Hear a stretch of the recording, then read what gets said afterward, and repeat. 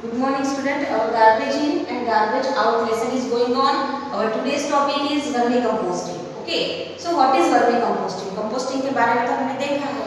So vermicomposting means what? So the method of making the compost from the kitchen waste by using the red worm. It is called vermicomposting. Okay. So red worm it is a type of earthworm. ये earthworm का type है and it's having the ability to convert the plant waste into the high quality manure. And that high quality manure it is called vermicomposting. Okay. So vermicomposting क्या है? It is the compost. This vermicomposting is the compost made by the red worm. Red worm में बनाया हुआ compost that is called vermicomposting. So this vermicomposting is much better than the traditional composting. Traditional composting से ये ज़्यादा better है.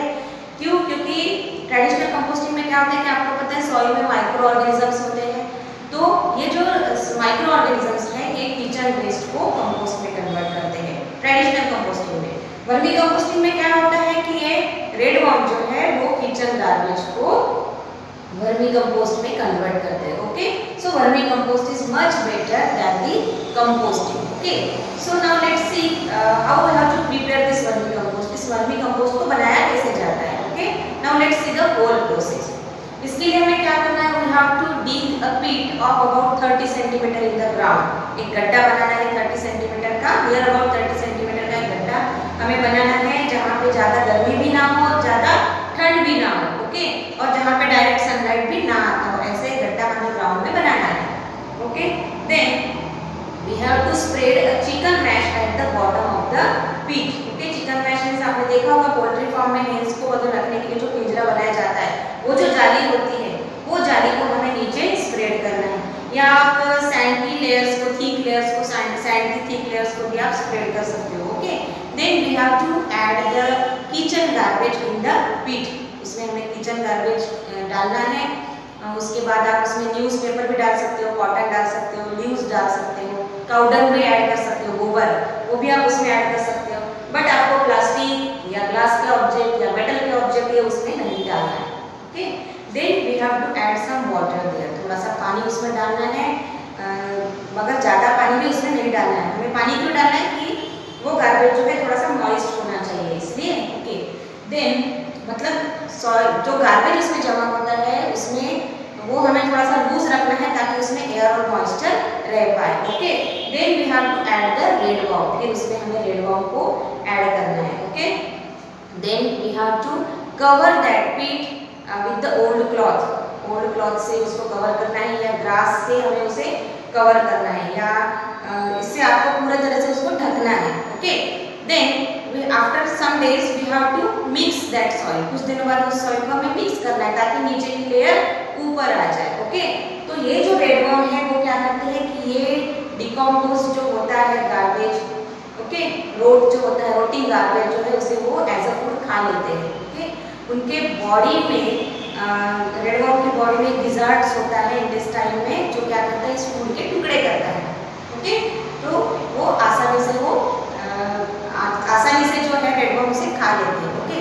Then red worm की body का जो वेस्ट है वो पीठ में धीरे धीरे कलेक्ट होता है और ये जो रेड वर्म की बॉडी का जो वेस्ट है ये वर्मी कंपोस्ट उसका जो है उससे वर्मी कंपोस्ट बनाया जाता है. ओके. उससे वर्मी कंपोस्ट बनता है. So then what we have to do now? This is the whole process. Okay. ये वर्मी कंपोस्टिंग की प्रोसेस है. कुछ दिनों बाद हमें क्या करना है कि we have to add some fresh kitchen garbage in one corner of the pit. पीट के एक कॉर्नर में हमें किचन का गार्बेज फ्रेश वाला किचन गार्बेज एक कॉर्नर में डालना है. ओके. क्योंकि हमारा वर्मी कंपोस्ट तो तैयार हो गया. ये सब प्रोसेस होने के बाद क्या होता है कि कुछ दिनों बाद हमें वहाँ पे सॉइल लाइक मटेरियल्स दिखता है. That soil like material means vermi compost. हमारा वर्मी कंपोस्ट तैयार हो गया. जब हमारा वर्मी कंपोस्ट तैयार हो जाता है तो उसके एक कॉर्नर में हमें किचन का गार्बेज हमें डालना है फ्रेश किचन गार्बेज. तो क्या होगा कि रेड वर्म्स उसकी तरफ अट्रैक्ट हो जाएंगे. Red worm move towards that kitchen garbage and then we have to take out that vermicompost. हमें इस वर्मी कंपोस्ट को निकाल लेना है. Okay. Then we have to dry that vermicompost in the sunlight. Sunlight में हमें उसे थोड़ा सुखाना है. Now your vermi compost is ready to use. तो यहाँ पे आपको एक बार और फिर से क्या होगा कि रेड वर्म फिर से वो प्रोसेस शुरू करेगा. फिर से नया वर्मी कंपोस्ट तैयार हो जाएगा. ओके. तो यहाँ पे आपको एक बात का ध्यान रखना है कि आपको पीठ में सिर्फ बायोडिग्रेडेबल वेस्ट को भी डालना है, नॉन बायोडिग्रेडेबल वेस्ट को नहीं डालना है, क्योंकि रेड बॉम्ब सिर्फ बायोडिग्रेडेबल वेस्ट को डिकम्पोज करता है, नॉन बायोडिग्रेडेबल वेस्ट को नहीं। वो प्लास्टिक या ग्लास के ऑब्जेक्ट या मेटल के ऑब्जेक्ट को नहीं खाते, ओके। बट यहाँ पे और एक बात आपको ध्यान रखना है कि यहाँ पे पीट में आपको मिल्क या विनेगर या सॉल्ट, पिकल, ये सब चीजें आपको नहीं डालना है, ओके। उससे क्या होगा कि डिसीज कॉजिंग माइक्रो ऑर्गेनिजम्स की वहां पे ग्रोथ हो जाएगी, okay. So this is the whole process of vermi composting. तो इस वर्मी कंपोस्टिंग के एडवांटेजेस क्या है? It help us to dispose of kitchen garbage in a proper way and at the same time gives us a very high quality manure, it is called vermi compost. मतलब kitchen का garbage जो है वो भी properly dispose हो जाता है, उसके साथ साथ हमें एक हाई क्वालिटी मैन्योर खाद जो है हाई क्वालिटी का, that is called vermi compost, ये भी हमें मिलता है। So it is the advantages of this vermi compost. Now it is much better to use the vermi compost instead of chemical fertiliser. जो हम केमिकल फर्टिलाइजर्स यूज करते हैं उससे ज्यादा हम वर्मी कंपोस्ट है जो है, वर्मी कंपोस्ट जो है वो बेटर है। क्यों? मेकिंग कंपोस्ट और vermi compost is quite cheap and chemical fertiliser is very expensive. Composting जो है, कंपोस्ट है, वर्मी कंपोस्ट है, ये चीप है। चीप है मीन सस्ते होते हैं, क्योंकि उसमें हम बायोडिग्रेडेबल थिंग्स जो है उसे यूज करते हैं, किचन वेस्ट, ओके। तो ये चीप है, सस्ता है।